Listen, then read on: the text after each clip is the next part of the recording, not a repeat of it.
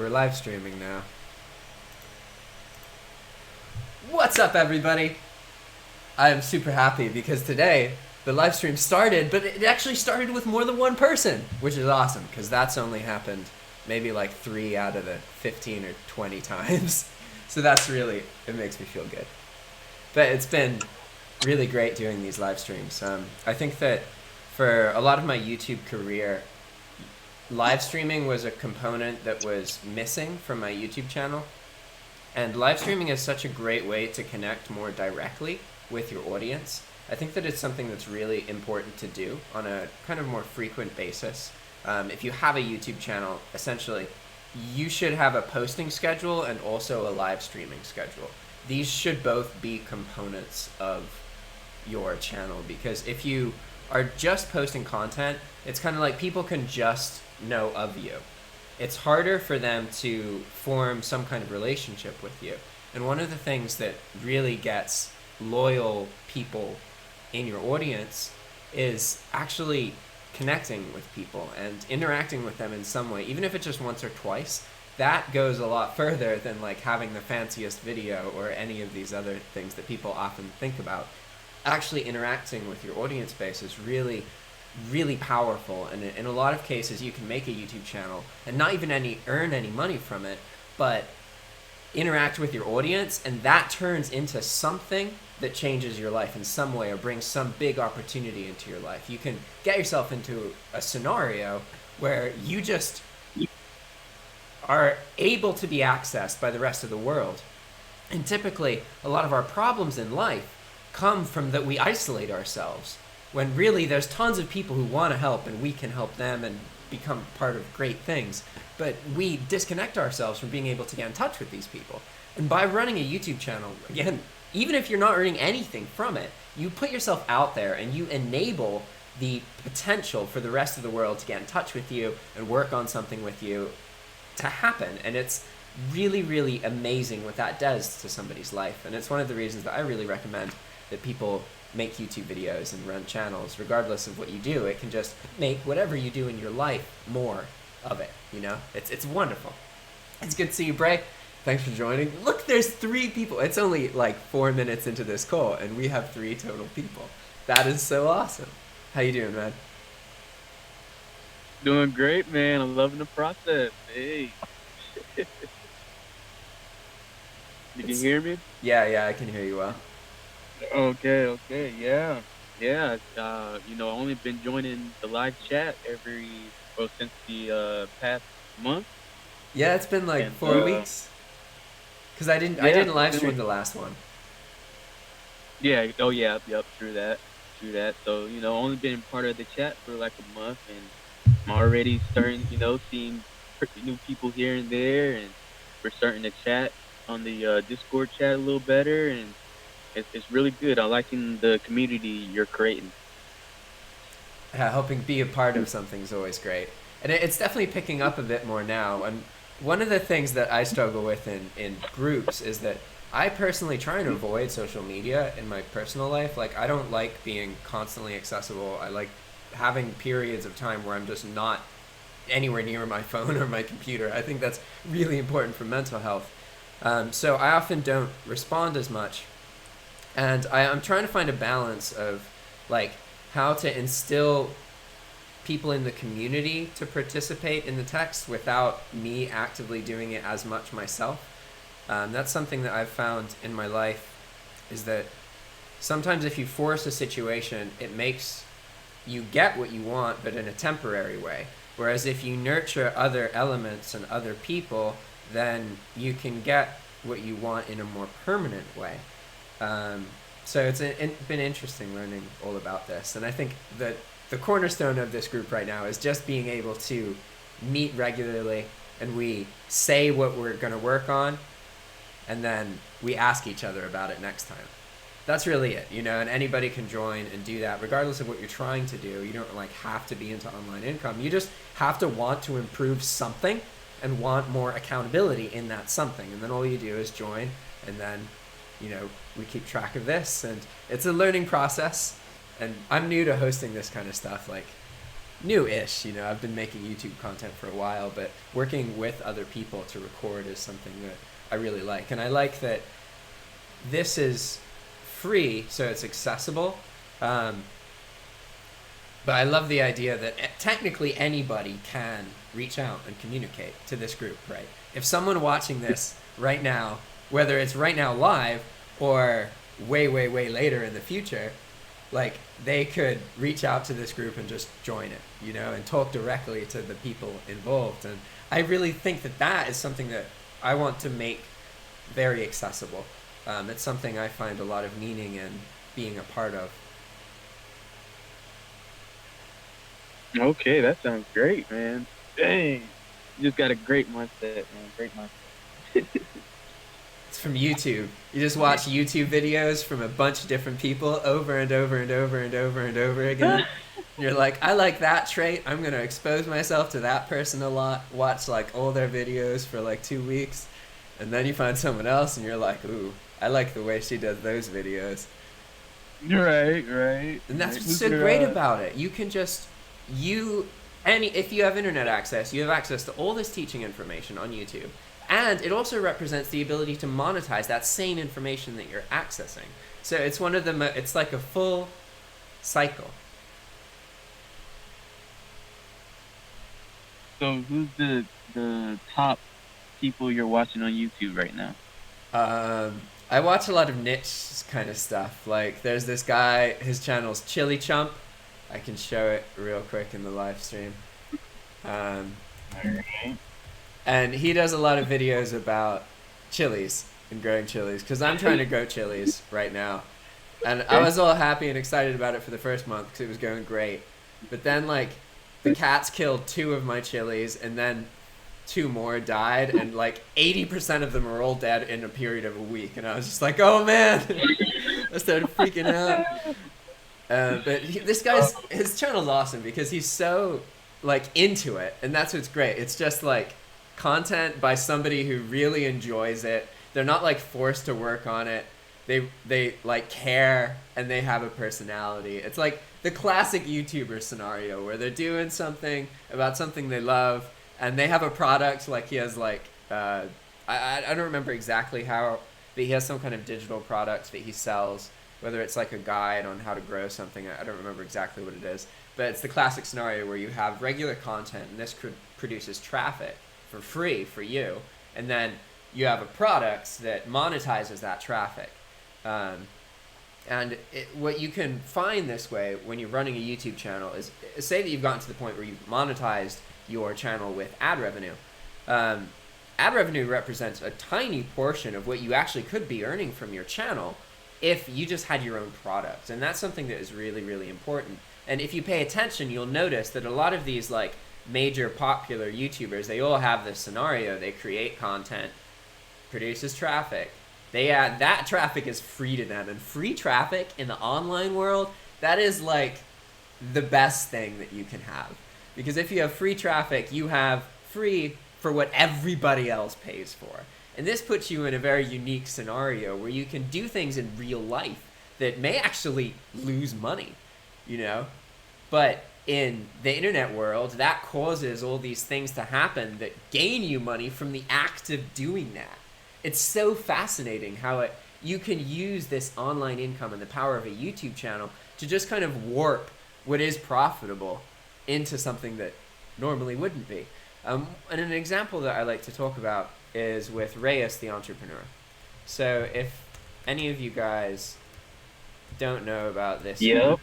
he is a YouTuber, and he recently got some viral videos, but he was doing videos for like 3 or 4 years before that happened. I think 3 years, maybe 2 or 3 years. But he started literally like, he went off, just like quit his job, sold his stuff, left, and went to a new place, and he just had a car and $200. And he was like, I'm gonna make this work. I got this. And he YouTubed everything, and he like went to these places just to get like a job, because that was the first priority. He was like, I gotta find a job and I gotta find a shower. It was really great.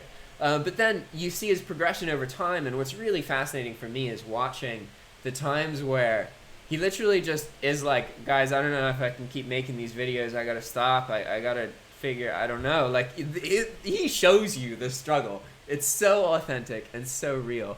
And I'm so glad that he got some content that got like big. But the reason that I brought this up to you guys is because he made a video about vending machines, right? You can probably just search Reyes vending machine. And the irony here is that this business, the profit for like a 30-day period was only like $50, right? So think about that. This individual had something that was earning him $50 a month. And he made a video about that something. And that video has like 1.8 million views, right? So it already tapped off in its viewership. Because in the first couple of weeks, it had over 1 million views. And when you get these viral videos, you essentially get paid a lot of money for a relatively short portion of time, unless the video continues to trend. But this is quite unlikely. So this video was making him $1,000 a day from ad revenue alone in its peak of its viral nature that lasted maybe between 1 and 3 weeks, okay? This video was about something that was earning him $50 per month. He did not exaggerate any of it. He did not lie about any of it.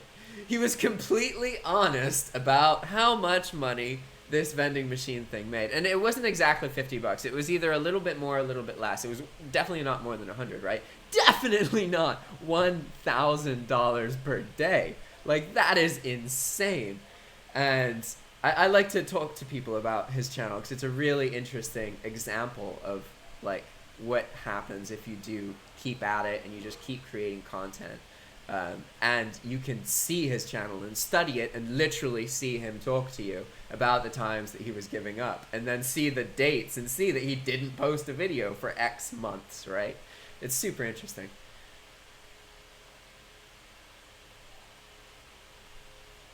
Yes, I'm really glad that you sent me his videos and stuff, man. The one key takeaway that I get from him is when he's going through his problems, he takes a little moment, the one-on-one session with the video, and he's like, hey, I don't know if it's going to work out or not, but I'm going to keep trying. That's how I do. And I figure it out. You know how he talks, man, and he's got his little slogan. What about, yeah. So that is cool, man. I'm really glad that he makes YouTube videos for showing people that you just got to have trust in yourself. Maybe we should come up with slogans. Do you have any slogans? I don't think I have any slogans. The closest thing to a slogan I have is saying ciao at the end of the video. Yeah, I don't really have a slogan. No. Hey, Jack, you have, what's up, everybody? Yeah, but that's in the beginning of the video. That doesn't count. I think that there's actually something to be said about that, because if you look at Reyes' audience, like, there's a fair amount of them that they literally just post his slogans. Like, there's a theme, right? One of them is, like, free 99. So, the basic of that is it's a joke. It's poking fun of the fact that people will market to you and they'll be like, it's $4.99. They'll make it a penny to get you to psychologically think that it's $4, even though it's still $5, right? This is dumb and irritating, but super common. So he's like, it's free, .90. It's a joke, right? But he says that a lot. And also, like, but what about the gas? This is another example, because a lot of the things he does, like, maybe it is profitable. It looks profitable, but then if you factor in gas, that makes it, like, barely worth it or lose money, So that's, like, a recurring theme, So people are always saying that. But I think that this gives a model. It gives a mechanism that your audience can use to more easily and conveniently engage with you. And I think that there's a lot of value in that. Because as I was saying earlier, depending on how you produce your content, if you're not interacting with your audience versus if you are, your channel is going to grow in different ways, and it's also going to limit the amount of opportunity that you get from YouTube. Really being able to be contacted by anybody in the world is the prime benefit of any YouTube channel. Even the most lucrative YouTube channels. Like, YouTube essentially creates a resume for you as you work on it, right? Like, there's times in my life where I am more trusted and I'm more able to travel and more able to explain myself because I can show a YouTube channel that has a number that some people think is creditable, right? And it has my face, and they see videos and they see that it's recent. Like, there's times that I've been in immigration, and being able to do that has just flipped it, and they've been like, cool, it's obvious what you do. Like, they're not worried about it anymore. I'm not saying that always is something, but it's amazing how something that is just online, is just watching videos, and in some situations actually does come to provide the same thing a CV would to you, or a resume, or a diploma. It's really fascinating how the world is allowing all these different opportunities to present themselves now. Yep. I like it, man. I'm loving this social media revolution we're in, this internet revolution we're in. It's great. So let's shift to you guys. Let's talk about what's been going on. Do you want to go first, Bray or Rita? Any of you have a preference? I'll go ahead and jump in. I remember the task that I said I wanted to do. It was 2 weeks ago because I didn't join the chat last week. But it was to post items on Mercari, and I didn't do it, and I was just thinking that maybe I just need to focus on one thing, instead of like, dibble dabbling here and dibble dabbling there. Maybe I just need to focus on the thing that I'm already going all in at and just stay on task. Yeah, it's always tricky to tell, And one thing that helps me deal with that kind of stuff is to do things in a compartmentalized way.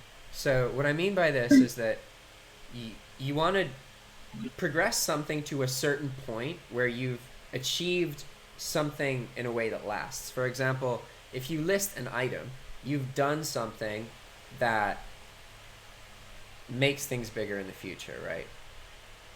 So what I'm talking about is that a lot of time we tend to shift. Imagine we posted half of an item. We haven't gotten to the point where we've actually made that work worth it, right? That specific part that we were doing, and we switched to something else. And in this case, it's not good to switch. Anytime you haven't gotten to the part that it's finalized, whatever specific thing you were working on, then you have to be careful. But you also have to understand that you have to be very nurturing and loving to yourself. And the key to being able to do something consistently on a daily basis for years is about, in the past, having gone through a lot of different things that you've tried and just feeling confident that this thing that you tried a couple times is really worth your focus. You can't just logically convince yourself of that. You have to spend a lot of time and habit developing the deeper part of yourself to really understand, this is what I want to do to be my best self, and I am in the habit of doing these things. That part is the tricky part, because you can know what you need to do, but to also have faith that you are in the habit of doing all these things, that takes a while to build, right? And that's one of the ideas with this accountability, is the point of being accountable for something isn't that you're always going to do it. It's that it makes you think about when you say that you're going to do something and when you do it, right? It makes you start to be more aware of this part of the process. And that is what's necessary to get yourself to a point where you can know, okay, I want to say I'm going to do this, but I know I'm not going to. So I need to say something that I am confident I will do no matter what, right? And being able to become confident is what makes you progress. It's not about being like super smart about it or being really talented. You literally have to just get to a point where you can confidently say you will do something. And you just keep telling yourself that over and over and over and over and over again until you build this voice in you that just tells you, this will work as long as I do this. I will do this because I am in the habit of doing the things that I want to do to become who I want to be. And that's why accountability is so amazing. Okay, that's great. So real quick, I wanted to know if how do you use positive affirmations, and how do you use them? So I used to think that you would just think the opposite. When you felt something and you didn't like that, you would just think yourself the opposite, right? But now what I'll do is I'll actually say something. Like if I'm having a thought that's like, oh, I'm putting off my work or I'm procrastinating, I'll say, Jack, you don't need to procrastinate. When you sit down and do this, you will be able to do it and it will be fun.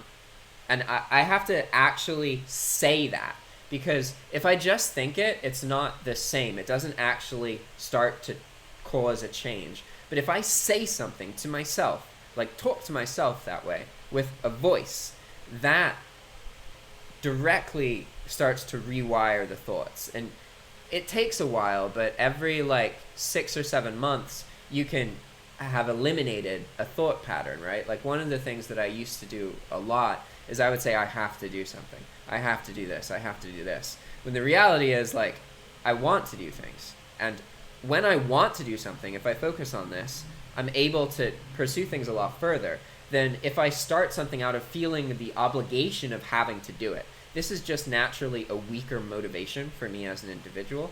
So for me, it was a time-consuming change, but something that was valuable to change the words I was using to myself so that I only say have if it's actually true. Like, I have to eat food. That is true. I absolutely have to eat food, otherwise I will die. There's other things that are also true like that. I have to breathe.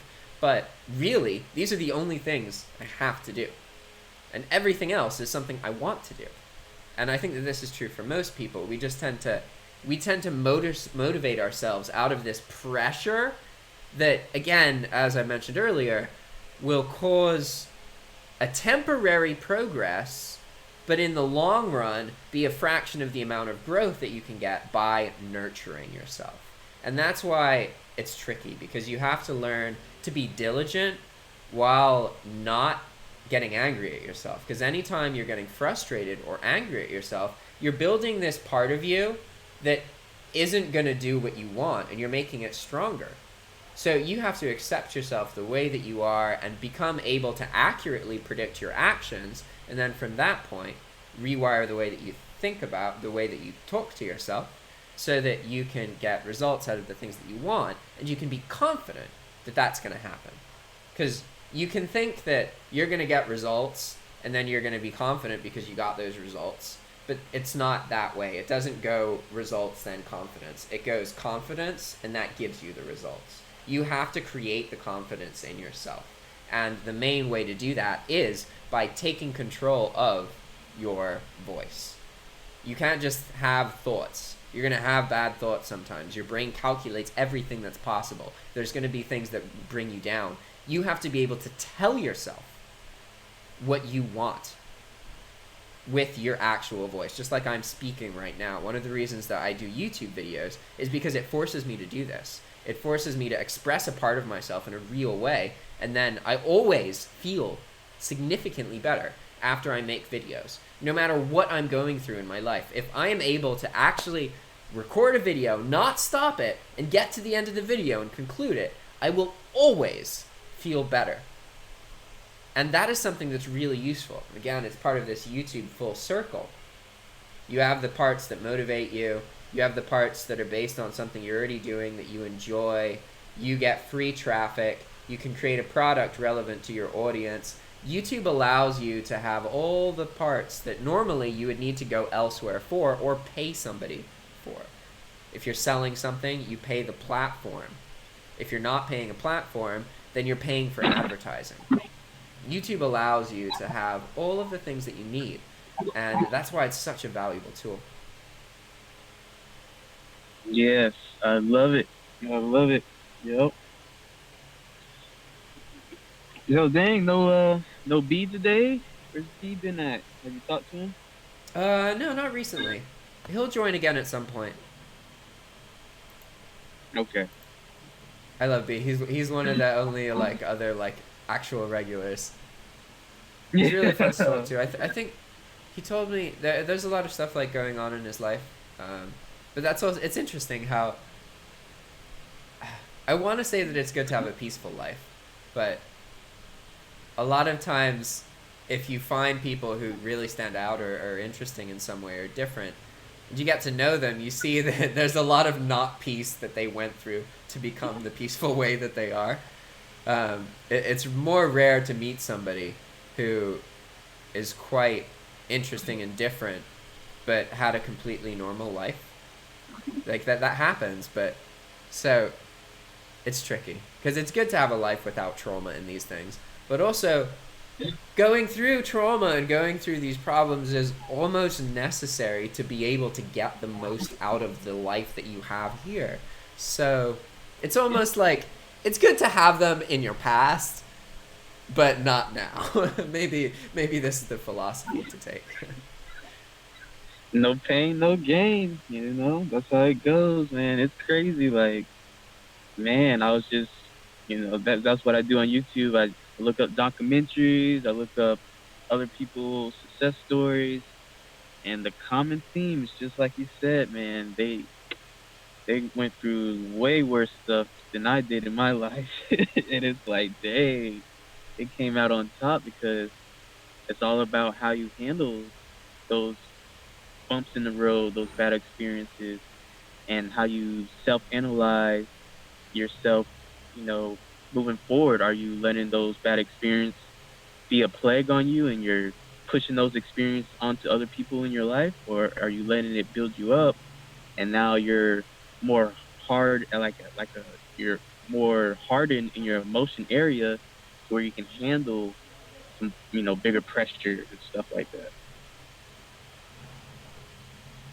Absolutely. So Rita, how are you doing? What's been going on? You've finished your move. You're I'm settled doing down. yeah, yeah. Um, I'm doing good. I relate to what you were just saying about these things that kind of build us up over the years, the hard times, the, the things we had to work through. I use that expression a lot, work through things, because it really isn't like this instant thing usually. These figuring out how to live a life that you want to live, that a life that you enjoy and where you're making your own choices and you're not completely under the control of a boss and a company. Sometimes it takes years to, I've heard other people talk about it. They might have had 5 businesses that failed or just didn't work out before they found the thing, the thing that works, and so I really relate to that. It's totally worth it. It's, you know, when you're going through it, it's a little frustrating because you feel like, I'm never gonna figure this out, but then something sticks after a while and it feels good. Are you guys still there? Yeah. Yeah, you get good days and Okay. bad days. You were so yeah. You were so still, Jack. I thought maybe the screen froze. Oh no, yeah. You were just very still. I have that problem. But I do sometimes. appreciate the. But taking control of your own thoughts is super important, and I think a lot of older people have that because and I'm older, because you've been through enough experiences to know that whatever this thing is, it's horrible at the time, you're going to get through it because you've got through other things, but you don't have to wait, you don't have to wait to. What's that? You felt like that before, so you know that it's not like it's the first time. Yeah, it's like I got through, this, so this too shall pass, as I think the Bible says, and you just work through it, just keep going, and stuff like that. So what Bray was saying about kind of sticking with one thing at a time, I kind of agree with that. I think there are some kind of superhumans that can do. I mean, Chris Lynn from Daily Refinement, he seems to be able to have a lot of irons on the fire, and I think he thrives on that kind of chaos and doing all that. But I'm not It's like that. important to I get understand too he became that way over a long period of time. Like, it's not like he was just one day like, oh, I'm going yeah. to do all these different things. He did, for the most part, focus on individual things for periods of time. And then his interest just goes to something else, and it focuses on that for a while. And then he Yeah. got to eBay and And stuck with YouTube yeah. and eBay. Yeah, and he did say that he didn't even start eBay until he had income from, I think, some other things already kind of set up. So yeah, and that's part of his gig. And just like Ray as the entrepreneur, that's kind of the idea of the channel is he's got to try a lot of different things or whatever. That's just how it keeps the channel interesting. I think that's a lot of it. And I can recognize that he gets frustrated and he's human too. But anyway, my point was I can't really do that, or at least at this time of my life. I seem to do better with just sticking with one thing. And when I first started my dog care business, I had a lot of interests, and I had to have that talk with myself a lot, like just, you're a dog person now. you're a dog, you're a dog care person. You do dog sitting and dog walking, and that's it right now. I got to get this kind of on autopilot, which it is now. I mean, it's been a long time now. It's been like close to 10 years, but then try something else. And so then I started with eBay, and now eBay is not on autopilot yet. I find it frustrating, boring, all kinds of things. But I can see the benefit of it, and I've been just slowly trying to find ways to make it work for me, using the virtual assistant, even though I don't do much business. I mean, you don't have to be a $10,000 a month business to use a virtual assistant, so what at first I was like, oh, I don't want to give up $2 or whatever, per listing, but so what, if you're selling things and it makes it bearable, then why not, You learn to make it worth it. Yeah, I mean, right now it's just a few $100s a month. Sometimes, I don't know. I don't really, I do keep track of my numbers, but I don't go at the end of the month and figure it out. But I mean, maybe even a couple $100 a month at this point. But I'm working through these problems, and maybe eventually it'll be more. In the meantime, I'm not going crazy about it.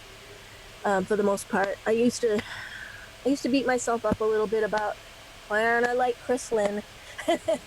Why aren't I like this one or that one? And those voices just make me crazy. Like I can't even work. It kind of paralyzes me. Yeah, that's why you gotta fight back with your voice. Exactly. Well, that's the thing. Like when I'm listing or even taking photos, I'm always, Chris is like, oh, you should be able to do X amount of listings per hour. And it's like, oh my God. No, if it takes me a freaking hour, I just need to ignore that voice, and it doesn't take an hour. But I'm just saying, I've taken an hour to list one item before. Just saying, I've done that. When I was newer, I did. 2 hours, yeah, maybe. I mean, yeah, it can take a while. Me too. Yeah, for sure. Yeah, and eBay's gotten harder and harder. eBay's not getting easier. I mean, they're doing more item specifics and all that stuff. So it's not getting easier to list on eBay. I have a question, Rita. So you mentioned earlier that you're bored. You don't really enjoy a lot of the eBay process. So I'm trying to think of ways that we can identify if there's something you could do differently about the way that you work with eBay so that you can find it more enjoyable. Maybe a way you can change the language that you use. Because that's something you've referenced multiple times, actually, and also talking about having that voice with a certain number. I also experience this where I do something and then it's like, oh, an hour, 2 hours. Anytime I'm thinking about time or how long something took, that's not how I get results out of myself. I get results out of myself from just sitting down and having water and giving myself what I need, and not trying to force myself to be like, oh, I need to accomplish that hour of work. That's not what works for me. So can you answer two questions? One is, what moment in your eBay work, in the day-to-day regular work, imagine like a 2-week period, you do a couple different things related to eBay. What moment in that do you enjoy the most? Or no, what moment do you enjoy the least first? And then, what moment do you enjoy the most out of the eBay work? Maybe if we understand the part that you hate the most and the part that you hate the least, we can start to better understand if there's something you can do so that you start to enjoy your work more. Well, I have started to enjoy it more this week, and that's because I have ignored the voice in my head that says I've got to do so many listings or even photos in an hour. So that, yeah, just getting it. So you said that what do I hate the most is listing. So that's why I, did the virtual assistant thing. Yeah, but I hate the most when my mind is just torturing me. And so I had, like you said, I just have to ignore that and just get in the zone. And that's when I enjoy it. When I just get in a zone and I'm not thinking about the time. I have to think about time a little because I have appointments for my dog business. Alarms. So, alarms and things are good for that. Yeah. And, but yeah, just get in the zone and don't think about the time. Because eventually you do get faster. So real quick, Rita, do you meditate? No. Do you ever do it? Because that's one thing I've been really diving in deep in about the past 2 years is meditation, and it really just it's like working out. It's just like working out your muscle. Instead, you're working out your mental muscle, and it helps you get clarity on your task that you're performing at hand. So I mean, I think even if you don't do meditation, long term, I think just even practicing it for 6 months or so is an eye opener in itself. I will absolutely add Thank in, you. and Might get rid of all those. I will say that I used to be a bit Might get rid of all judgmental the voices. of meditation. Like, there was a part of me that thought it can't really make that much of a difference. But I meditate quite frequently, and I started meditating like 5 or 6 years ago, but not very regularly, whereas now it's a pretty regular part of my life. I'm not at a point where I automatically do it in between tasks, but there's almost always a point every day where I stop and I purposefully shut my eyes but not lay down. And the biggest benefit that I understand is that basically most people are running around and they're a step ahead of themselves. They are, without realizing it, doing everything in response to something for their entire day.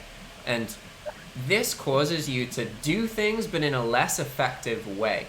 The things that you do cost you more energy, and you're more likely to not feel good about them, or less likely to feel good about them and more likely to feel bad about them, because, again, you're a step ahead of yourself. So what meditation allows you to do is become kind of more in touch with yourself so that you're not responding as reactively to everything. And basically what the goal is to get yourself to a point where you are here and you are choosing to do something and you go to do it. The way that most people act is that they are going to do something, and in doing that they see something else and they go there. There's no points for you to catch up to yourself. And this means that you get worse results than if you were slowing your pace down and in more touch with where you are at the moment. And meditation's really the only way to accomplish that. You can accomplish that in sports and other situations by getting a scenario that grants you something akin to a meditative state, but you could just stop and have that right where you are. And that meditation absolutely is something that is incredibly beneficial for everybody, regardless of what you do. Yeah, so you're more decisive or something. You're more in control when you just take a minute to kind of center yourself. I do kind that of do in that social a little, not. Yeah, I sometimes I have this one job where I go 3 times a day, and I get on the elevator, and I just kind of lean against the wall and close my eyes. Nobody else is in there, and I don't know. It's just like for a moment, you know. It just kind of gets me back in touch with myself. I guess I don't know. It's hard to describe, isn't it? Yeah. Hey, there you go. There you go. Now try doing that once a day. Yeah, I'm gonna make an effort. It's sort of, I go on faith a little bit when you guys say this. I have been resisting meditation for a long time too. I don't know. It's sort of, I have a Christian background, and some people in Christianity, you know, don't. Some do and some don't, you know. So I got I got a little bit of a hang up about it, but it's just closing your eyes and not going crazy for a minute. That's all. You know? It's closing your eyes without the intention to sleep. That's basically it. That's a good way of putting it, Jack. That's a little less intimidating. There you go. Okay, so you were saying that some Christians find meditation a little, what, they find it weird? They find it against their religion, or what? Yeah, I don't want to get it too far off track here, but yeah, they're saying, like, if you empty anything your associated mind, with Buddhism, sometimes some Christians and any other religion will have, some of them will make statements like that. So it's more that it's like, it's not that Christians don't believe in meditation at all. It's that some Christians associate meditation with a different religion, and that's against their religion. So it causes statements like that to happen. And there was a, like, if you were opening your mind to anything, maybe some demons were going to get in there or something. I don't know, so it's whatever. It's just old stuff. I'm not a Christian. I'm not even Christian anymore. So it's just old stuff. It's like, I really like, Jack. I really like the way. Sorry, you cut off, Rita. I like the way you put that, Jack. I like the way you put that, closing your eyes without the intention to sleep. Yeah, for meditation. I like that. That's very, that just a lot of people make it seem pretty intimidating. You know. They make it seem like it's something you gotta master, but it's just something you can use. Yeah, it shouldn't require a course. It's kind of a normal thing to do, really, if you think about it. There's a kind of meditation I really like called waterfall meditation, which is an interesting way to get into it for anybody who doesn't meditate, because it's like an experience. It's something you can go do. We could all meditate right now, but sometimes to get into something, you need to experience it a couple times, and then you can do it yourself. But the concept of it is you just sit in a waterfall in the water, and it's all hammering down on you, and you just, like, at first it hurts a little bit, and then you go numb, and then it feels like peaceful, and there's these transitions, and then when you get out of it, it's like boom, you are lifted. So it's really interesting, because it makes the effects of meditation a bit more noticeable. Because I can quickly break down to you what happens to me if I meditate. I will typically meditate for like between 5 and 15 minutes, but there have been points in my life where I've done that for 1 to 2 hours. Usually at that point I would start to fall asleep, though. It's hard to meditate for multiple hours without falling asleep. You need a lot of mental energy in order to do that.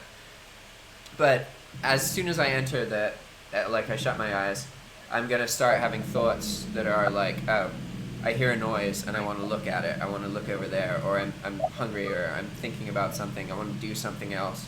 I may start to think about what I was just doing. It's always a pretty predictable pattern that I'm still like, it's like all these things happen to me and they're still bouncing around in my head. And then when you meditate, it calms it all down, and then everything stays still. But that process takes, like, depending on how intense the things you're going through and how regular you are, it could take between 5 and like 30 minutes. For me, if I'm not stressed, then I can sit and be at peace, and then it takes like 5 minutes before my brain starts to become just kind of more calm. After you go through that bouncing around phase, your brain's gonna have like basically the time between each tick, between each thought, is gonna be longer. So you're gonna have a thought, the same kind of thought you were before, but then it's not gonna be like this. It's gonna be like more slow, and that's the pattern for me that happens every time that I meditate. Depending on if I'm really traumatized or stressed, then that period of time, that cycle needs like hours to happen. So I can't do that at once. So it would take like multiple sessions to bring you back to your like comfort level. But if nothing crazy is going on, then typically you can accomplish a lot just by meditating for 10 minutes a day. 10 minutes is usually enough for you to feel like, okay, I want to stop. Is the timer going to go yet? You want to have that feeling and persist through it 3 times at least. That's really important. Because what this does is it develops your ability to just ignore the part of yourself that's just going to lose attention and stay focused. And that at its core is how we focus on anything in our other pursuits in life. Okay, thank you for That's that tip. interesting. Yeah. Well, guys, I'm gonna have to get out of here and get on back to the job. I guess I'll go ahead and say my accountability for the week. And I really wanted to focus on my trade. So, I'm seeing that the best trades that I do, and I gotta break it down to you real quick. I use indicators to tell me, how price is reacting according to the stock and stuff. And the best trades I get is when the indicators are below the min line. So I want to have at least 5 trades next week that are below the min line, and I got screenshots of them, and I'm Okay, seeing how 5 those trades take indicator place. trades. Yeah, yep, there you go. Okay. There you go. Didn't 1 think second. I anybody gotta would write this. know that.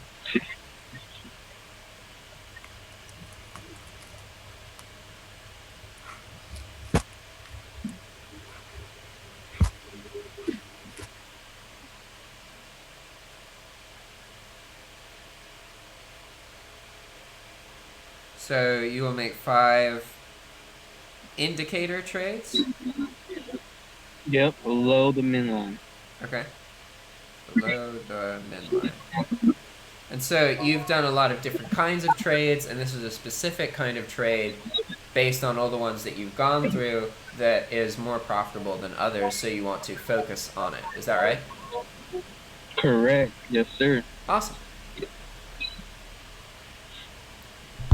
All right, Ray. Ray. Do people ever call you Ray?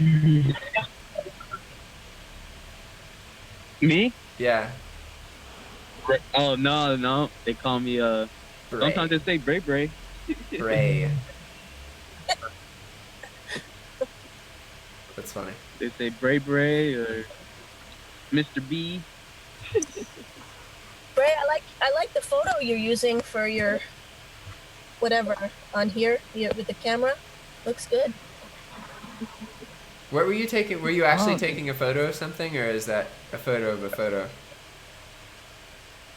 Yeah, well, I was taking photos that day, and then I decided to take a photo of me taking photos.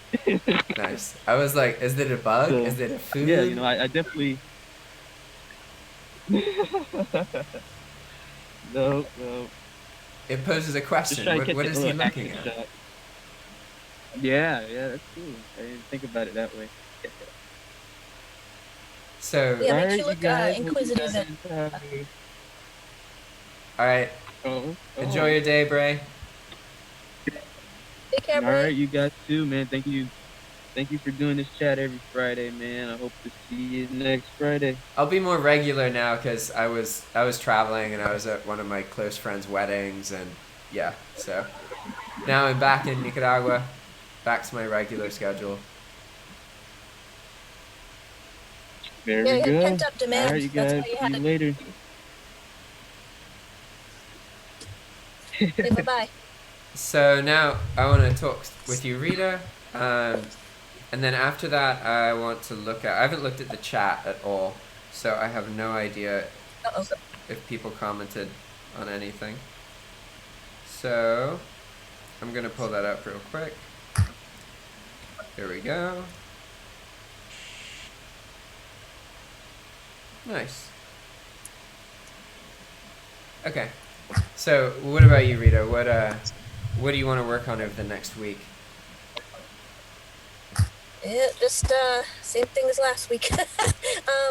20 listings, which is supposed to be done by today, and I'm actually gonna have to finish it tomorrow. Okay. For various reasons, I was doing kind of good at the beginning of the week, and then a couple of things happened, and I got off track. So I'm gonna try to get a really good night's sleep tonight, and just really work, kind of hit it kind of hard tomorrow, in the zone, in a healthy way. You know, get good food, get good sleep. Yeah, give If yourself I feel everything good, then necessary. I can do a lot more. Yeah, so you talked about that, drinking water. Not that it's, it's obvious, but it's I have to remind myself of that, because when I'm tired, I just want to lay down, and I live in a room, and that's, my bed takes up most of the room. So if I'm tired, I'm probably gonna end up laying down. So anyway, so I'm just really gonna try to set myself up for success tomorrow, and knock out a few, and then I actually looked up. I think I told you I wanted to do some video footage for my dog sitter life video Yep. channel, YouTube channel. Sorry, and I actually looked up this morning because I was wondering about it. The legalities of filming dogs without owner's permissions in a public place, and it's not a problem. You can even do it with people. Not that you want to be a jerk about it, or if somebody asks me to You just stop, answered I a thing I But think I mean- about a lot. I'm like, oh man, you have no idea how many times I'm like, there's like 20 faces in this video, and I've published so many videos like that. Like, In Nicaragua might be different, but probably not. It's probably actually looser there. But I mean, you got to realize, at least in the United States, they've got they're videotaping us in stores and on the True. beach, everywhere. There's cameras everywhere. So no, you just can't. If they're a brand, if they're a celebrity, then maybe not. But yeah, if you're in a public place, obviously not in a locker room, bathroom, or anything like that. That's Yeah. obvious. But yeah, as long as and again, if for me personally, like dogs, I'm gonna have the camera down. I'm not really gonna be getting people anyway. So in my case, people are also a lot more used to recording, especially if you're using like a cell phone or something. Like now, most humans, no matter what country you're in, are used to people just on their phones. Like oh, that's a regular occurrence for people. So I'd say that it's a lot easier to do now than maybe like 20 years ago. Because if you were recording something, it was like, what are you doing? Yeah. Now they're just like, Instagram. And it's basically this unhealthy what if game that I'm playing, where I'm worried about that one person who's gonna, maybe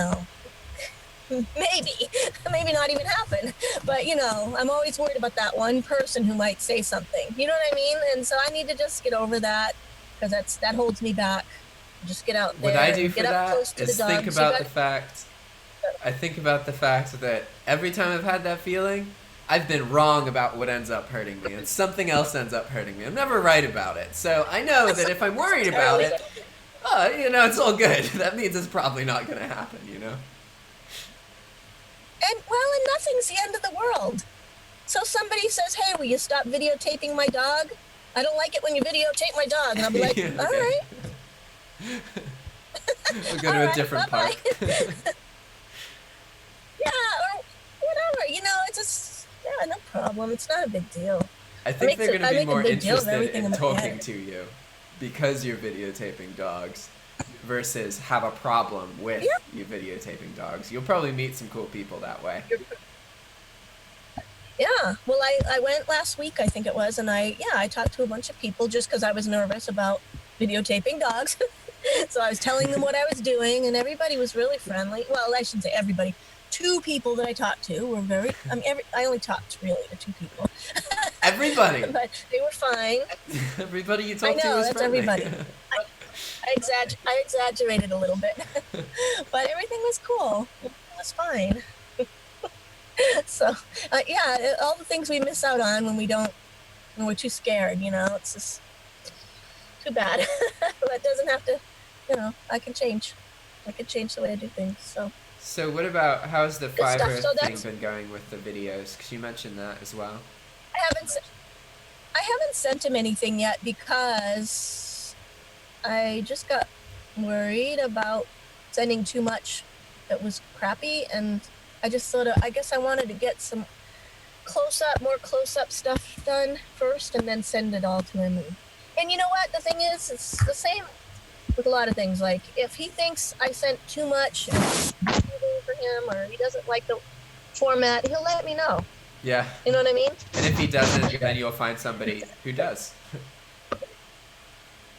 Yeah, I've been it's perfectionism, I get worried, like, it's almost like I almost have to, actually, I did this with the VA thing, the last time I used her. I practically did the listing for them before I sent it in, like, I gave them all, I, looked up the keywords, I did everything, and they do all that. I don't need to do that, you know what I mean? Yeah. So it's like, it's perfectionism and, not want to lose control, I guess, some kind of control issue. It's just a habit that you can change. So, so I'm gonna try to. I don't know when I'm gonna go to the dog park again. I might have to wait till next week because, like I said, tomorrow is going to be devoted to finishing up my eBay listings. So I don't know. Sometime, so next week.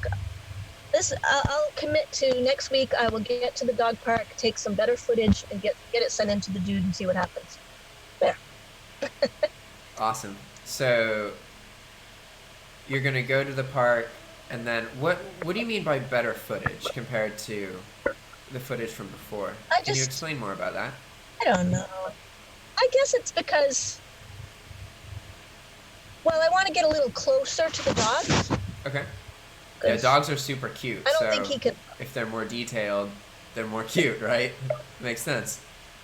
I don't think with video editing you can zoom in. I don't know. Can he zoom in after the fact? Yes, but it will blur the video unless it was recorded in 4K. So you want your output should always be 1080 or in a pinch 720. That means that people can see a traditional high quality image of your image.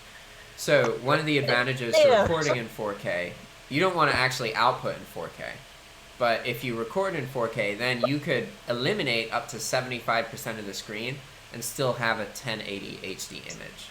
So that is one advantage. Well, I'm probably not going to buy any equipment to do that right now. Do you have an iPhone? Or what phone do you have? I have an iPhone, but I just use it for photographing. And it's an older one. It's an iPhone 6S Plus. So I don't even know if that one does that. I think 4K is a very new thing. But I've used iPhones for a bunch of videos that I've made, and I personally prefer recording videos with cell phones than cameras. So I wouldn't think of your phone as something that's just for photos. You have a video recording masterpiece in your pocket. Well, no, I know, but I just, at this time, I'm not going to go buy another iPhone. Yeah. Just to make the 4K video. I'd rather just work through and get closer to the dogs. You know what I mean? Makes sense. Stop being so scared. So And yeah, so 4K is also I don't see, irritatingly large.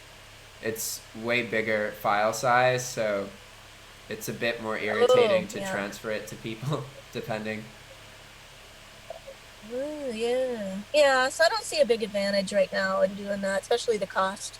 I'm not going to spend hundreds of dollars for another phone right now. I use my for right now. I actually what I use for my phone calls and video and photos is actually an Android, a Motorola. I It love works Android. seems to work pretty good. Yeah, that works great. Yeah, I did that on Chris Lynn's recommendation. Got the other phone, and it's not that it's actually it doesn't really take better photos for eBay, but what it does is a lot of times when I'm out all day using my phone when I'm dog walking and stuff, I come home with a dead battery. So having the extra phone to take photos with is great. Yeah. It's And really you don't kind of have to necessary. wait to charge when you have the energy to post. Yeah, it just takes too long. So yeah, it works better to have two phones. So that's why I have the iPhone. All right. So yeah, this is a good call. Thank you so much for your time. Yeah, this was fun. I'm going to look at the comments real quick and read some of these. And then if any of you listening, this is a point where if you want to ask anything, I'll just keep this stream going personally. Reader, you're welcome to leave whenever or participate. It doesn't matter. I'll just keep the stream going as long as people are asking questions. There's only a couple of you, so that's probably not going to happen. But I'm happy to go into detail about anything that you want. I'm not like in a rush to leave or going anywhere else. So Mao Zhao says, "Hi friend, how are you? Oh, the sound's very low. Oh man. Whoops." Oh well. Whole video's done now. Tanner Ashley says the same. Wise words. Ken says hello. Hey Ken. So Tanner says that the Bible says to meditate on the scriptures. So there's someone who thinks that meditation is part of Christianity. Ken says that meditation is to close your eyes without thinking. That I think is the point though, that it's really hard to do that. Like really hard to close your eyes and actually not be thinking. Like that's a point people who have loads of experience can get to through meditation, but to actually be able to shut your eyes and not have any thoughts in you, that takes a great deal of work. So I try and not explain it to people that way because it makes it more intimidating, because a lot of people, they try to meditate, but then they don't continue because they don't get that. They have too many thoughts and they think that that's bad. They think that that's not supposed to happen. So they think they're bad at meditating, so that they stop. So I try and just tell people it's just like, I don't really talk about that part because you could get there. But the reality is you'd have to get really, really good and do a lot in order to get to that point. So it's probably not going to happen, Anyway. Okay. Yeah, I guess that's it. Alright, guys. Thanks for watching. And as always, you're welcome to join this call. It meets every Friday at 11 Eastern Time. This is 9 for me, because I live in Nicaragua. But I'm from the East Coast, so I don't know why I say it's in Eastern Time. Because I don't even use that time zone. I guess because I used to live there. Anyway, you can also book time with me if you would like. We can do a free session where I record the video and I potentially publish it to my YouTube channel.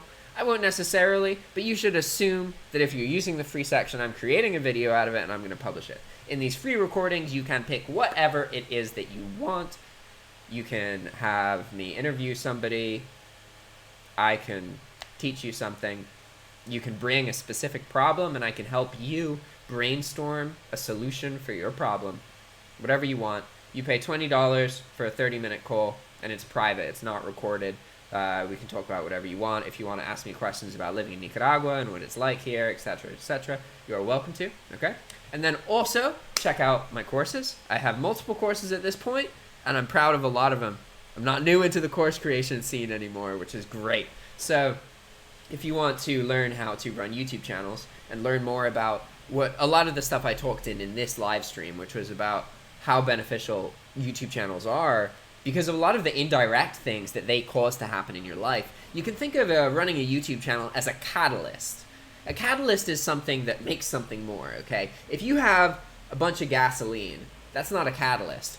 If you have a lighter, if you have a flame, that is a catalyst to that gasoline. Alone, that gasoline's not going to do much. But with that flame, it does something crazy interesting, right? YouTube is exactly like that. You can take something that may be mundane or boring or not profitable, and you can make a YouTube channel about it and allow yourself to create content about something that you love and earn money from it. It's not easy. It doesn't happen overnight, but it's absolutely doable. And like I said earlier, it's full circle. You create the traffic that most people pay for. You create a product so your traffic can do that. Boom. You got everything you need just from really understanding YouTube. So I have a course that's all about YouTube and what it takes to run and maintain a YouTube channel and how you can monetize it. Ad revenue is actually just a really small portion of the amount of money that you can earn from a YouTube channel. If you're earning $100 a month from ad revenue on your YouTube channel, you could easily be earning $1,000 from a product that is relevant to your audience while you distribute regular content that is also relevant to that audience. And there's a lot of different things you can do. You can do membership to websites, you can do courses, you can do tutorials, you can do Patreon things. There's tons of ways for you to monetize your YouTube channel. So don't think that it's all about getting ad revenue, because you can earn money from a YouTube channel way before you are able to advertise and earn money from it that way. You don't need loads of subscribers. You don't need to become PewDiePie. You don't need to be big.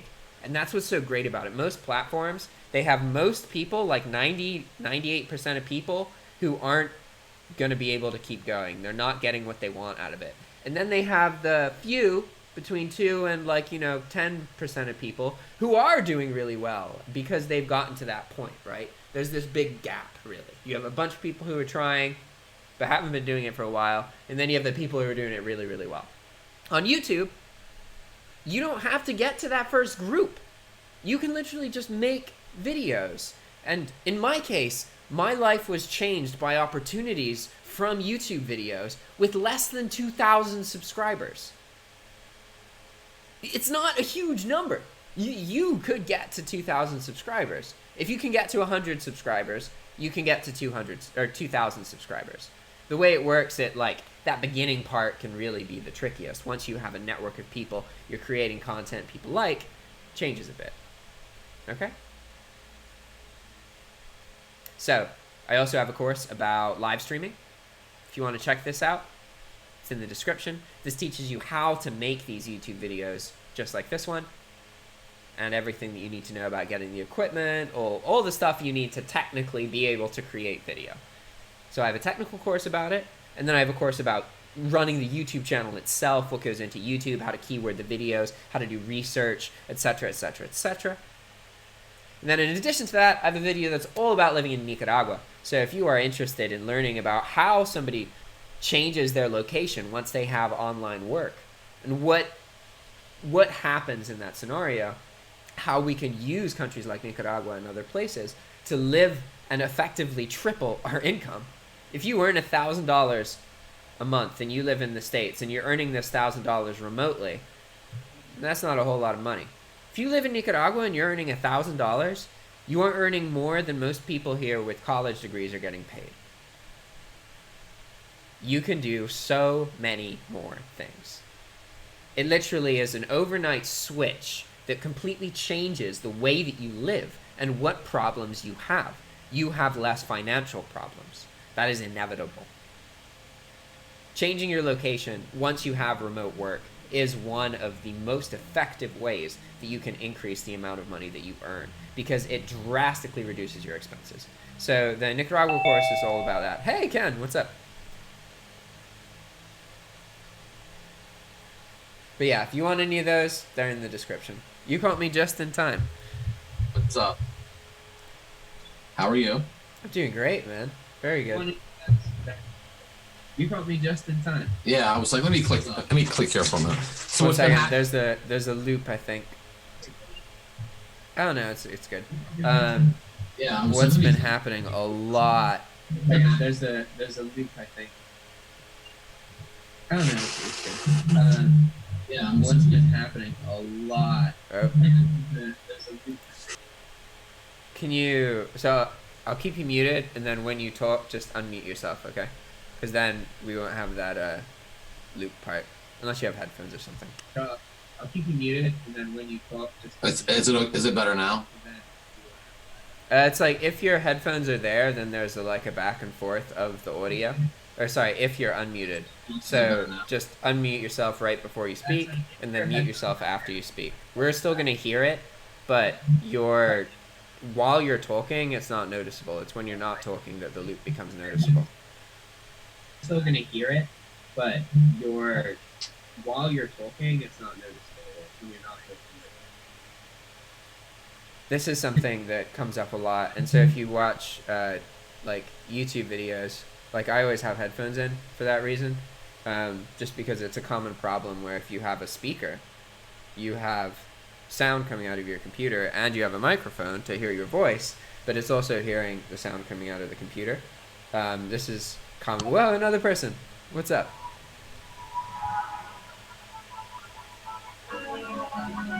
That was fun. Good to see you. So what have you been up to? A lot of things have happened. My living situation just changed, so I just moved. I'm working on. I just published another Udemy course. I was just talking about that actually. That's all about the. What's it called? I got distracted by a message. Sorry. It's all about living in Nicaragua. Because I understand now that I've lived here for 2 years. There's people who might be interested in living here. People reach out to me who have like wives or husband who are Nicaraguan usually, so they have some kind of connection here, and they've thought about like coming back here.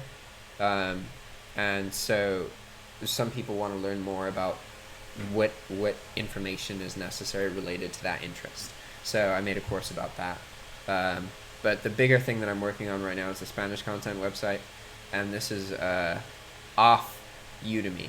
So I'm still making Udemy courses, but this is a platform that could ultimately ban me. Something could happen, I could lose all that income. So I'm trying to figure out how I can create something that is lucrative for me as an individual, but also in a really inspiring way for me, so I could do it for a long time. That's very motivating. And so it's the premise of this is it's a membership website. You get the first 30 days for free, and you get everything. So it's a course basically. So you have 30 days to take the course, and it's free. After that, it costs you $10 per month to maintain access to the course. So you can easily abuse it, whether you like download everything. I'll make it inconvenient to do that, so you have to work for it. But technically, it's going to be possible for anybody to get all the content for free. Because the target demographic of this course is people in Latin American countries who want work, but don't understand how to get work online and how to actually use the internet. A lot of people don't realize that anybody in the world can form a US business and then do things as if they were a US person. And there's nothing stopping anybody in the world from doing that aside from money. It costs about $500 to do that. Little bit, you can do it for a little bit less. After that, it's like $100, $200 a year to maintain it. But that's all that you need to do to have a US business, even as a foreigner. So there's a lot of examples of information like this that is just not really known here. A lot of people in Latin America think that you have to go physically to the US to benefit from the economy. That's like a dream thing, right? The American dream is like a thing people have here. You get treated differently if you represent the opportunity for someone to get like US citizenship. That's like, it's not like people are going to use you for that, but that absolutely is a big factor. So it's part of the culture here to have this ideology about the US, right? And what's ironic is that you literally don't even need to go to the country to benefit. You could just work in a way that allows you to bring U.S. income into Nicaragua that you can access. And you can do that as a Nicaraguan. There's not anything stopping you aside from lack of information. So this course is specifically about that. It's about how to access money and how to set up U.S. businesses for Latin Americans, and it's all in Spanish. And the idea is that it would be very easy for me to market this because I learned from Skillshare that anytime you have something that you can give away for free, it's way easier to get results out of it. Way, way, way easier. In order to get people to actually pay money for something you want to give away, or have them engage with, it's way more complicated. You need to put in way more work. And really what ends up happening is you get a lot of traffic and only a select few of them will actually engage with your product. Whereas if it's free, you don't have to have that relationship with your audience.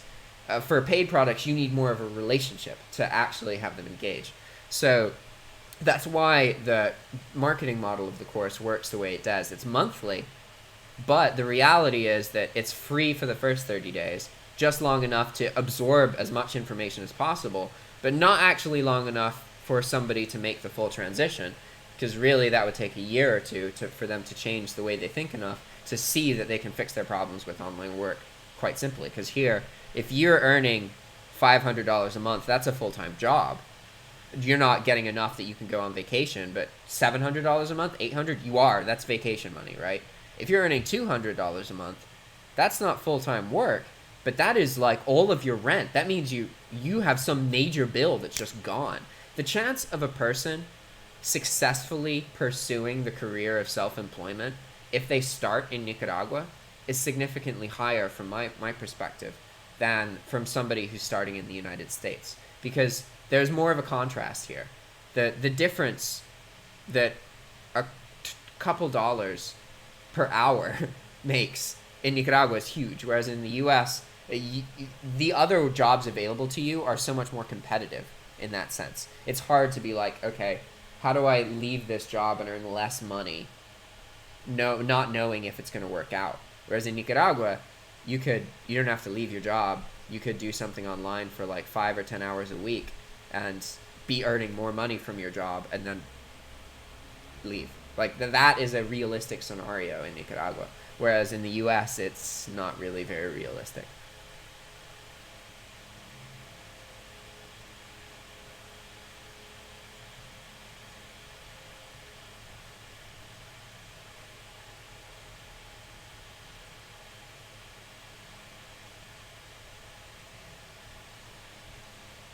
How have things been with you, Ken? You're muted. 1 second.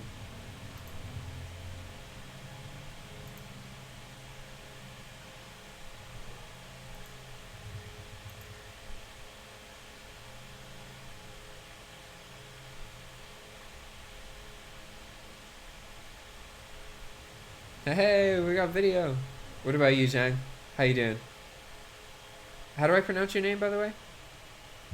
Hello. Hello. How is it today? Good. Yeah, I'm doing awesome. My name is Ayub Janki. I'm working on eBay, drop shipping with Amazon and AliExpress. Nice. Nice to meet you, Joe. How are you today? Good. What is your work? Your job? I make YouTube videos and I do consulting with people and I make courses. So I used to, like, dropshipping was like the thing I originally did, but I don't really do much about dropshipping anymore. I still consult with people about dropshipping, but it's not like, it doesn't represent a large portion of what I do anymore. It's just like maybe dropshipping information counts for like 20 or 30% of what I do. I'm trying to get away from it, to be honest. Yes. Nice. Sorry for my English is not too good. Don't worry. Is there anything Thank I can you. help with? Anything you want to talk about? I want to ask you about Milchip account. I want to About... create another account for Okay. lab. So you want to make a stealth account? Yes. Okay. What do you know about stealth accounts? Please repeat your question, please. What do you know about stealth accounts? For dropshipping eBay to Amazon. Okay. So there are 3 things you need to know. Yeah. Okay. The Hi, first. bro. Hi. Hello. Hi. Yes, we work as a team together. So Awesome. That's cool. yes, That means you're and we more work. likely to succeed. Yes, thank you. And we work as a team. We have other VAs here from Morocco, and we dropship from Amazon and also from eBay. Okay. From from Amazon to eBay, and from AliExpress to eBay. We started, I think, 1 year ago, and You started an intense time. yes, I know. But we going good. We scaling every day. Awesome. Yeah, it makes sense that Yeah. you're interested in figuring out other accounts because this is the big problem, you know. What happens with a Uh, lot of people drop shipping is that they start and then they are earning maybe $1,000 a month and they become really excited because they think that this means they will always get $1,000 per month. And then something happens, the account gets banned, boom, and then they give up. yeah. So you are doing the right thing by wanting to prepare accounts ahead of time because inevitably this will happen at some point, and you must be able to understand this is part of the job, you know, to keep Yes. So you need not to work with just one account. You need to have many accounts unlinked. So going. if Unlinked, exactly. one, yes, Yeah. one if your account's locked or suspended, you have many accounts, not just one. Yeah. And there are 3 main things you need to be aware of. To talk about linked accounts, what are linked accounts? There are 3 ways that I know of for an account to be linked. 3 main ones. You have your IP address. Yes. Then you have the billing address, but not the name. Just the billing address itself. Then Yes. you have the linked PayPal account. These are the 3 major things. So what's important to understand is your name doesn't really matter that much. If you can change your address, you can use the same name, but just use a different PayPal account, and you can make an eBay account, and it's not going to be linked. So your name doesn't actually matter. What matters is your billing address. That's the thing that's important. And the identity of your computer, the IP address. These things are important. Yes. Okay. So there is a tool. Do you know the tool multi-login app? We already talked about 5 minutes ago. Yeah? Have you about used it? Methodology. Yes. Now I use virtual machine to Okay. open every account, but I use the same IP address with different PayPal's and different informations, Okay. name and address and phone numbers. And what if one of our accounts suspended, the another account Not suspended.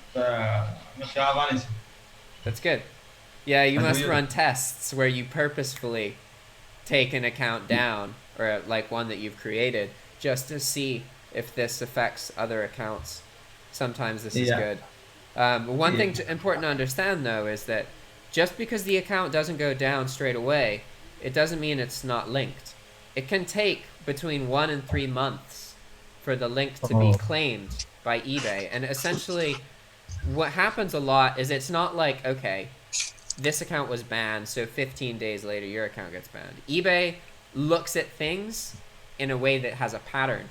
So imagine every 2 weeks they are like, okay, where are the linked accounts? Okay, we're banning them. or every 30 days. I'm not saying that that's always the case, but typically eBay does things in a cycle. So there's a certain day of the month that a certain demographic of people may be more likely to actually get banned. What some people will do with stealth account creation is that they'll have their accounts created and they actually just take all the listings down to 0 for like a certain days of the week. So that it looks like nothing's happening on the account on the day that they think that eBay looks for it. I'm not saying that this is something that works, but people use a lot of different strategies to try and develop as many of these accounts as possible. One thing that you guys should understand is if you want reliable stealth accounts, you have to grow them for 1 or 2 years in order to actually be able to rely on them. If you do not establish history of use, ultimately, it can always be seen that you are doing whatever you're doing. Because the account's created and grown quickly with a specific purpose, that is very easy to identify. Because it's very different than how a normal user will use eBay. Most people who use eBay don't just create an eBay account to immediately sell anything. That's not what they do. They go to eBay to buy something. eBay has way more people who use it to buy something than to sell it. And that's typically the first experience. Then at some point in the future, they may go back and want to sell it, okay? So you have to understand that if you want the maximum amount of stability from stealth accounts, you have to spend 1 to 2 years growing like 100 of them, all different, all unlinked, and not selling anything on any of them. You want to establish as much history of just browsing for things, looking around, maybe occasionally making a purchase. Doesn't have to be often at all. Maybe once every like 3 months you could spend a couple dollars or something. You want to establish as much regular history, because if you look at the metrics from accounts from their side, that's how you stump people. That's how you know that they're dropshipping or whatever, is because the accounts are created quickly and used for a specific purpose. It's relatively obvious. It's much harder for them to tell if there's an account that's created, hasn't had any suspicious activity, it's been around following a certain pattern for 1 to 2 years. That's when you get reliability. Up until that point, you can bake your accounts for like a couple months, and it's going to help a little bit, but you are going to experience these bans. This is going to be part of your life cycle. And you will learn to do things differently. There are going to be times where you make accounts and every single one of them gets banned. And there are going to be times where you make accounts and none of them get banned. This is all part of the life cycle of being able to use stealth accounts. And what's important to understand is you can buy stealth accounts, right? But you need to understand how the people you buy them from are making them and what they're doing and what they are incentivized by. Because the scene that sells stealth accounts it's completely feasible for you to purchase a stealth account thinking you're going to be fine, and then it's fine, but 2 months later it gets suspended and you're fucked. And you can't, the person who sold it to you, it doesn't matter. Like, that is the scene that you're engaging with. So you want to make sure that you are just being patient and doing it yourself, because then you don't even have to interact with those people. Also, keep in mind, these are people who understand how to hide their identities, and they literally do it for a living. So they have a big advantage in this scenario. And a common trick is that they'll sell stealth accounts, but then people will also, they'll offer you gift cards because they know you're a drop shipper. So they'll be like, oh, we could get you gift cards super cheap. Like, you know, maybe we give you $100 of gift cards for $60, right? And then next time it's like, okay, now we're going to give you $1,000 of gift card for $500. Crazy. Wow. And, you know, then they follow through. They do that, right? They give it to you because they're waiting for that third time where they're like, all right, now we'll give you $2,000 in gift cards for $1,000. And then you pay them and they're I gone. don't give it to you. Exactly. That is a scene that anytime you are participating in purchasing people from stealth, you have to understand that you are entering a market where you are going to encounter people who are committing fraud, and they are using the stealth mechanisms to hide the fact that they're committing fraud. So you are better off doing things yourself because you know what you're doing and you can learn from it. But again, the biggest difference between like a successful stealth account and an unsuccessful one is you taking 1 to 2 years to establish a lot of history, because that's what most people don't do. And that's what makes you look like you are a buyer, a regular person. You have to imitate that as much as possible. And by making an account to be used specifically for selling, you are guaranteeing that you will make it obvious you are not a traditional buyer. So the most successful and most likely account to not have problems is one that has a long history of buying activity.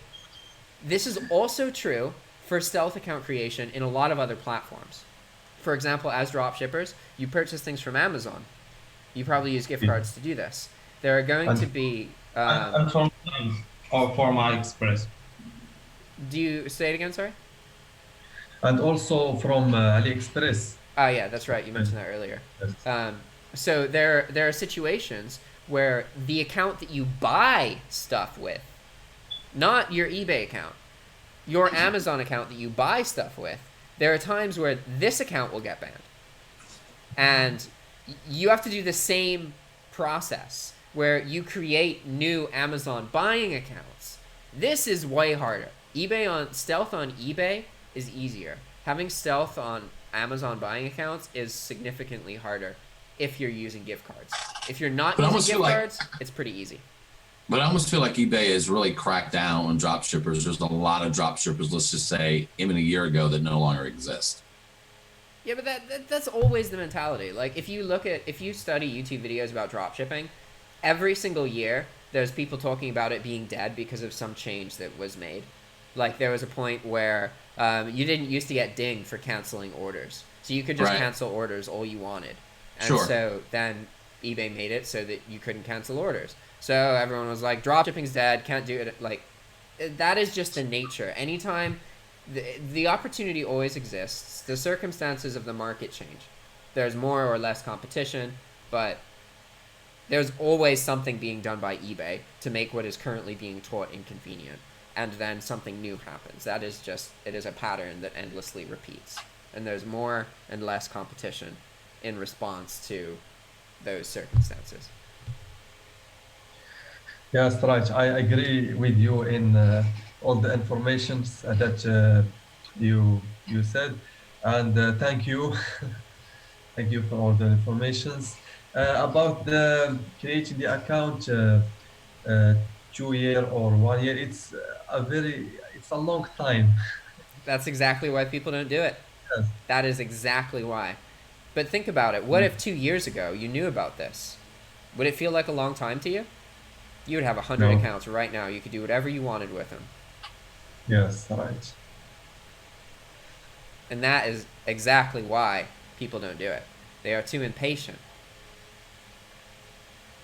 Yeah. And maybe 2 years is not enough, but even if you do 1 year, heck, even if you do 6 months, most people only do 1 to 3.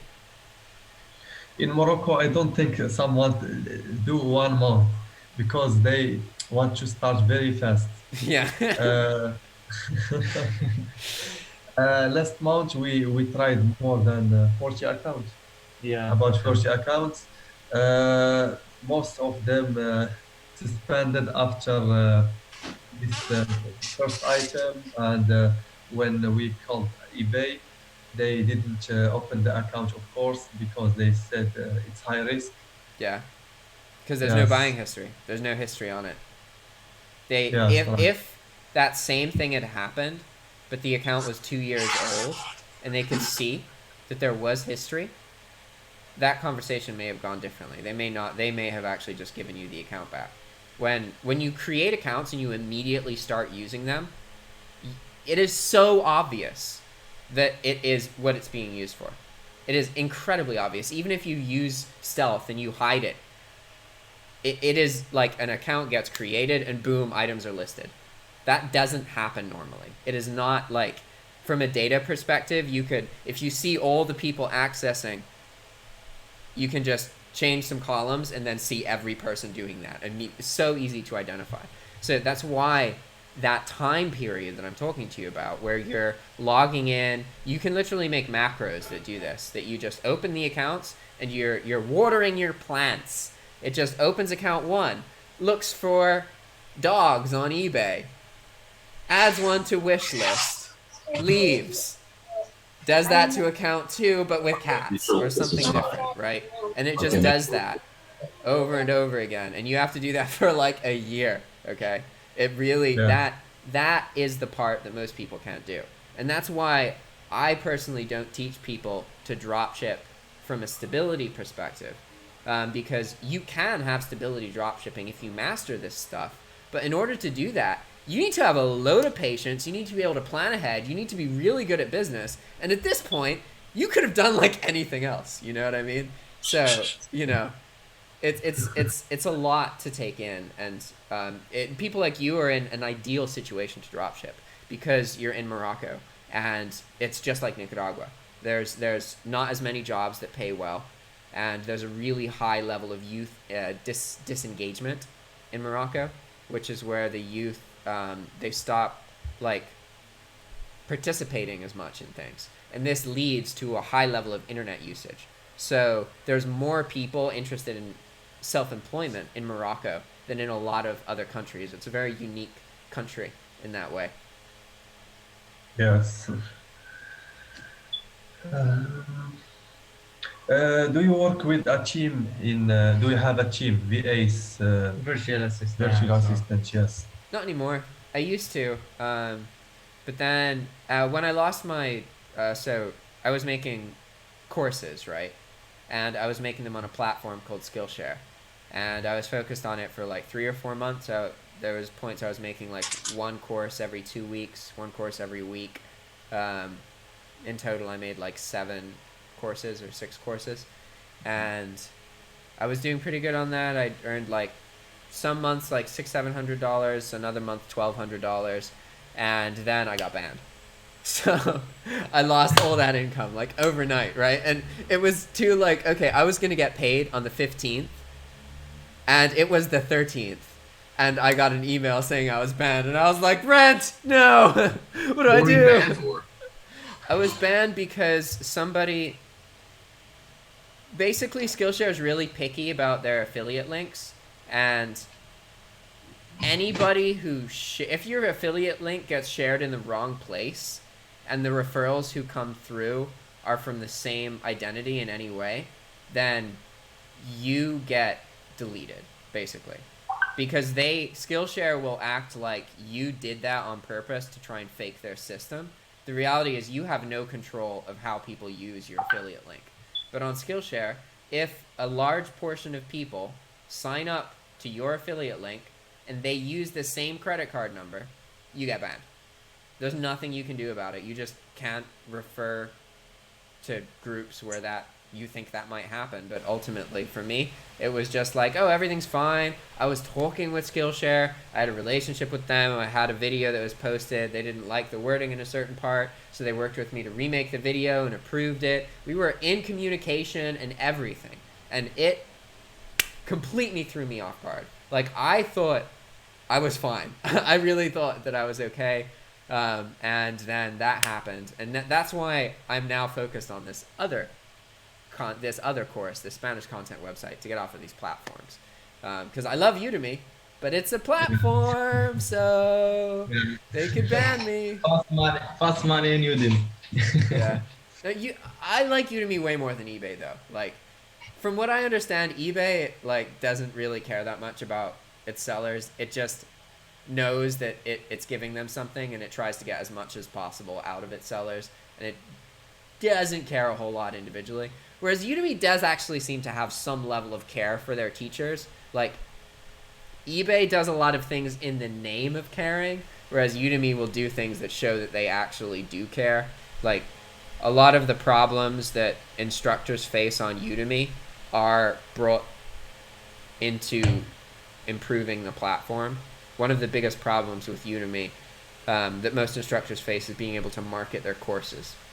And Udemy is really aware of this because you can't just create courses. You have to also market your course. If you just create courses, you may earn some money, but it's going to be only a little bit of the potential. You have to market. And so from Udemy's perspective, they want to be a platform where you can just focus on talking to your students and creating courses. So they kind of market themselves this way. But the reality is that as an instructor, you need to learn about marketing. This is a problem, something Udemy's aware of, right? And their changes reflect an awareness of this problem. Like, for example, they recently changed their promotions and coupon system so that it actually makes sense now. Like, the way that before they had this coupon system, and technically there were affiliate links, and there was like a revenue split, and it didn't make sense the way it was worded. But now it logically makes sense, and they've also added more information to make it easier for teachers to market, and more like forums and ways for teachers to talk together and work so that they can understand how to market. And when you start the course, you get messages about like, what are you doing for marketing? Like they set up a lot of this stuff. They actually really care. Granted, so you're not getting a lot of traffic from Udemy, like someone going there to search something like YouTube. You do, but there's a difference. On YouTube, you show up if your video is relevant, if it's keyworded right and everything. You show up.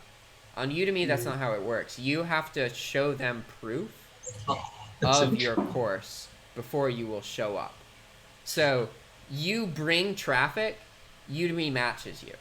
It is kind of like they literally have like, they're like, all right, we're going to give you this much traffic. Okay, now we're going to give you this much. You gave us that. They literally do actually address the traffic that your course gets by placing you in different places on the website. But they're not going to do that unless they're confident that your course has enough social proof. And social proof is multiple people participating, all of these things. You have to establish that yourself first, and then you can benefit from Udemy. And that's why my dropshipping course still sells. It doesn't sell all the time, but I earn between $200 and $500 a month from that dropshipping course, even though I don't market it. I don't really talk about it that much anymore. And it's not all from old YouTube videos. A lot of it is just organic Udemy sales, because enough people bought it that Udemy saw, okay, people do have an interest in this, we can just keep marketing it. So that's kind of the advantage of the Udemy marketing. It's not like YouTube, where you can just immediately tap into the traffic.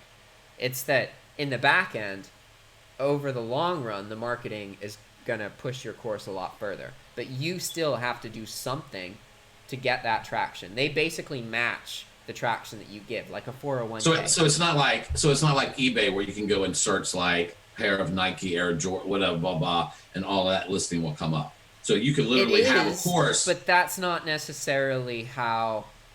That doesn't represent how most people find courses. Right. In a world where everybody just goes and searches for a specific course based on keywords, yeah, that is how it works. But the reality is a lot of these signups come from recommendations sent out by Udemy. They come from being highlighted as like the first course on the homepage, or the first course in a specific category on the homepage, or getting certain badges and reviews and other things. So can you buy traffic on Udemy or no? You can always buy traffic. Is it a good idea to buy traffic? Then no. If you fraudulate anything on Udemy, you get a strike. If you get 3 strikes, you get banned. And they don't have to know you were faking it. They just have to I mean, like buying Facebook ads or Google AdWords. Can you do that on? Oh. What do you mean? Can you market? Well, in other words, if you're on Facebook and you have a page or a business on Facebook, you can obviously buy Facebook ads that will drive traffic to that particular business page. Yeah. And if you have a local business or whatever on Google, you can buy Google AdWords and buy keywords. So you're asking if you can do that to your Udemy course? Right. Yeah. So does definitely. Udemy have a platform? In other words, do they have a form where you can actually buy traffic from them that will direct?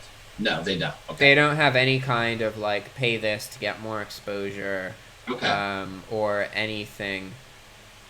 So, okay, I need to break down quickly how the promotion system works on Udemy. Technically, you can use Udemy to host a course, and they will do no marketing, and you will receive 97% of every course that sells. However, doing this means they will not show your course in their platform.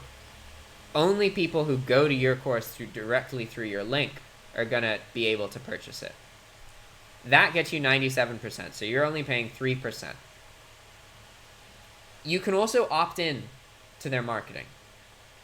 This means that you will receive 97% every time you bring somebody, because they know where the traffic came from. You'll get that full amount. But when they sell it, they will take half, and you will get the remaining half. In addition to this, you can opt into another sales that allows other people to promote and affiliate sellers to sell your course. If this happens, Udemy takes the initial half, and then you split the remaining half with this affiliate marketer. So there's 3 circumstances that your course can sell. Through your own link for 97% of the value, through the second link, which means that Udemy has brought the traffic, you get 50% of its value. Or through the third way, which is when somebody else is marketing your course.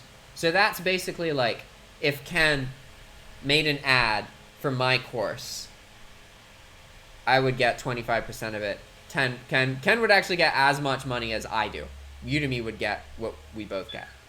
Now, how about other platforms, like as an example, like the one Paul has Dropship Titans on? Now, what kind of platform is that? That's a platform called Teachable. Teachable is a self-hosting platform, so you don't get the traffic from Teachable. So you have to do all of the marketing. Teachable just represents a stable way to have a course online that people can purchase.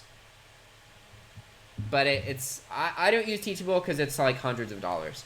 But you're getting paid more from the course, from the purchase, correct? If you had a Teachable course, yeah, I don't have any Teachable courses.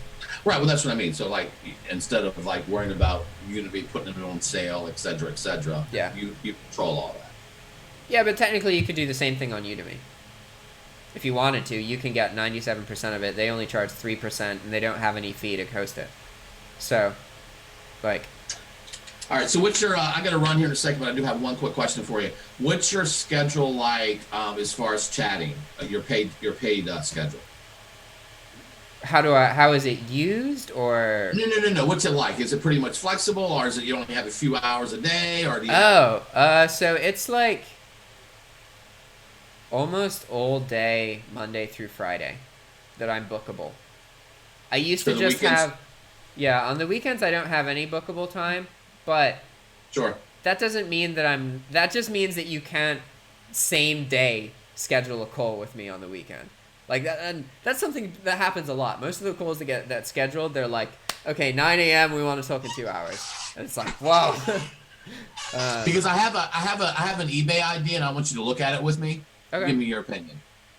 We can do that, right? Yeah, definitely. It's just not making any sense to me, so I don't want to pull a trigger on to buy this inventory. Yeah. If I'm going to be sitting with hundreds and thousands of pieces of inventory. Yeah, makes sense. Even though I can get the inventory really cheap, like $1.90 a piece. But the people that are selling it currently, it's like, don't know. So I'll do that probably. Sounds cool. Probably next week. Awesome. You'll see that come through. Sounds good. Do you have any other questions and stuff, Chang? Bro, I want to ask you about eBay. Now I open new account after get suspended, handled, but my problems is work the fast on account. Okay, to scale to the moon, I need to 5 figures, maximum 5 figures, suspend to on my account. I don't know why. But first month 5 figures itself. Mm-hmm. Maximum suspend. So, getting sales will always risk suspension. Yes, it's a risk suspension. Always. But If tracking you number create 10 is accounts, tracking number uploaded in the time. All info is real. it doesn't matter. Like, try and think about from eBay's perspective. They see a foreign account. They see it was created, and immediately or very quickly items were being sold. They know with quite a degree of certainty this is a drop shipper. Yeah. The only way for that not to be obvious is to either create your own accounts and take time, or you can acquire accounts from other people that they used to use. For example, like, imagine that you have a person who 4 years ago purchased some things on eBay. And in Morocco, you want to find people who buy or bought things on eBay, like they bought something a couple years ago or whatever. Yeah. If you use one of these accounts, you are less likely to have a problem. So you don't necessarily have to use your own accounts that you create. You can find people who have accounts and they will sell them to you, or you communicate with them. These accounts are much less likely to get banned. Always, because you have to think from eBay's perspective. They want to see that you are a buyer and you are selling. They don't want to see that you are just selling. So, you find account of buyer, and then you sell on this account. But you still must follow all the rules. You cannot link it with any of the other ways. You cannot have the same IP address to any other account. Cannot be from the same computer without protection. You cannot have the same billing address. You cannot have the same PayPal account. And you must understand that in PayPal, you can change the address. It changed. Has been changed. Yeah, but that Account number one is different of account number two. But is it the same master account? Yes. The PayPal account, is it the same master account? Master account like The same name. same information or same PayPal or So in PayPal, you have one email address. You can add multiple email addresses. Some people will make these and they think that it is a different PayPal. But this isn't true. So I just wanted to make sure that you know this. Yes, we know this. Yes, Okay. right. We have in every eBay we have one PayPal, not one email address, one PayPal account Mm-hmm. with new info and new address, new credit card, Okay. everything new. So that is the same. It's the same problems as with eBay. Anytime something is being created new and used immediately, like it doesn't matter if you were a perfect seller. They know because of the way it is being used. They can see what is being, and it is not that they want to get rid of drop shippers. It's that they want to minimize their risk. What you need to understand as well is there is a whole industry of people who use these stealth accounts. They create drop shipping account. They start getting sales. They wait 1, 2, 3 months. They are getting thousands of dollars in sales. And then they stop fulfilling the orders. 1 day passes, more sales come in, 2 days, 3 days, 4 days, 5 days, and then they leave. Exactly. And this is a huge problem for eBay and for PayPal because it takes thousands and thousands of dollars away. Big problem. Huge problem. Bankrupt, destroy their company problem. So they have to protect themselves. And the way that they protect themselves is by looking at what an account does in the beginning. Because these scammers will just create accounts, and they know this. So if you want to create accounts and have less problems, you have to use accounts with history. And that either means making your own account, being patient, or buying an account from somebody who's already used it in the past. Yeah. Yes, that is great. That is great. Thank you. And I want to ask you, please, about gift cards. Yeah? Do you have a supplier or a website to get a good gift card with high percentage? Yeah, so with... yeah, it's complicated. I personally don't. Not anymore. Not one I can recommend. I can tell you that people use a website called Paxful, but in order to get gift cards, you have to get cryptocurrency. And cryptocurrency isn't legal in Morocco, so these are things to be aware of. No, I have a Bitcoin and I have. Okay, so you're already in that boat. Okay, yeah, so you can just. Yeah. You know a lot of Morocco about Morocco. Yeah. Where are you from? I am from a lot of. I was born in Sri Lanka to an American father, an American mother and a British father. So I have different nationalities. I've lived in Sri Lanka and Saudi Arabia and America, and now I live in Nicaragua. But I know a lot about Moroccans because, like I said before, drop shipping in Morocco is big. A lot of people are interested.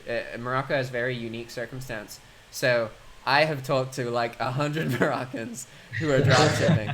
Like, I know the accent is super, super normal for me. More Moroccans than any other country by far. So that is why I know, because I have done a lot of these talks. So they have told me what it is like. There is a lot of drop shippers here in Morocco. Yeah. Yes.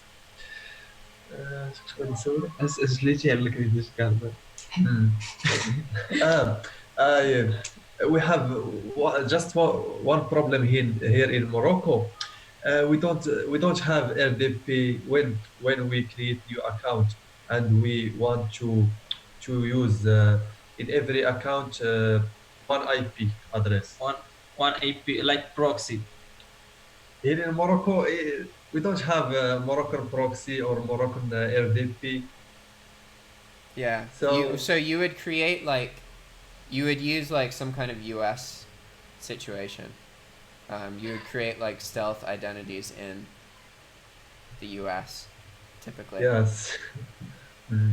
Because when we create about like 20 accounts, every account with one identity, we use real identity. We don't use fake identity in Morocco because it's easy for us to find to verify and to find the identity here in Morocco. We have much friends, so they don't work in the internet, so we can create 100 of account real account with real information. Okay. Yeah. Yes. Yeah, it's a bit tricky. So technically the IP address just has to be different. It doesn't have to be like an American IP address. You just have to understand that it is one of the ways they can identify you. If the IP address is the same, then they can identify you that way. There will be different kinds of problems from using a Moroccan IP address versus an American one. And I understand that in America you can pick. You could be like, I want IP address from Chicago. I want IP address from here. In Morocco you can't do that. I understand that. But it probably shouldn't matter. It's something you will need to get experience with. But I didn't answer the question about the gift cards. So, do you know about the website Paxful? No. Okay, Paxful is a marketplace to trade currencies. Gift cards is a currency. It has a value, right? Walmart gift cards have a value. Please, can you repeat the name of the website? Yeah, sure. It is Paxful. Paxful. Paxful. Buy Bitcoin, buy gift card. So this website, normally you already have the Bitcoin. and you would trade it for a gift card. However, you must be careful here, because you must understand that some of these people selling these gift cards are committing fraud. They are committing crime. And they are selling the gift cards for 20-30% off. Not all of them, but this is something that happens. And you should think that if you are getting a discount of more than 10%, chances are it is from crime. You have to be aware of this, because on that website you will see things that are 20% or 30%, and you can buy them and then you will get the gift card. But also understand, it is the scene I was talking to you about earlier. There are scammers. There are people who will sell you the first time, the second time, and then the third or fourth time, they wait. They want you to trust them. And then you send them a lot of money, nothing happened. Nothing you can do. This will happen to you. It is very intense. Yeah, exactly. You can have a good day, good week, good month, and then 2 bad days where you just get effed. So what happens is, as you use Paxful, you will be able to send Bitcoin to a wallet, and in return from doing that, you will receive gift cards in an email address or something. So all that you do to initiate it is send the coin to the wallet. Then in a time period, you receive the gift cards. So it's pretty simple. But what ends up happening is you don't use Paxful as much, because you know the wallet. You know where you will send it. You know where you are sending it. So you create relationship with different people who are selling. What you want is as many as possible, and to not grow your number on one. If somebody says, hey, do you want 1,000? You should be careful. Very, very careful. And you should spread your risk across a lot of different sellers and do small quantities with each seller. It is better to do $100 or $200 with 10 different sellers than to do $500 with 2 people. This is very risky. You also must pay attention. If you are communicating with this person and they are pressuring you to buy more gift cards, this is very dangerous. This could be a flag. So you must be very careful. Yes. Thank you for your advice. You can also find services to convert. You already know crypto. Never mind. I was going to say something about getting cryptocurrency, but you have purchased it before. Just say, that's problem. So there are, on Paxful as well, you can find people who will trade you cryptocurrency for PayPal. So you send money through PayPal, they give you cryptocurrency. It is the same as the gift cards, though. Sometimes people are scam, sometimes they are real. You must be careful. But this is a good option for people in countries like Nicaragua. I don't know about Morocco, because in Nicaragua, if you want to use to purchase cryptocurrency, you cannot use Coinbase. You cannot use the major places. You must use ones that charge like 30% fee. And 30% is insane. It's way too high to be useful. You know, maybe 3% or 4%, okay, whatever. But 30%? No es posible. not good. So for some people, it is better to have you send money to PayPal, even if you are paying 10%, whatever, then they return you cryptocurrency. So you can use Paxful to find these people, and then same thing. Yes, thank you. About the gift card, normally the supplier give me the gift card first. After that, I pay for the gift card. Cool. Yes.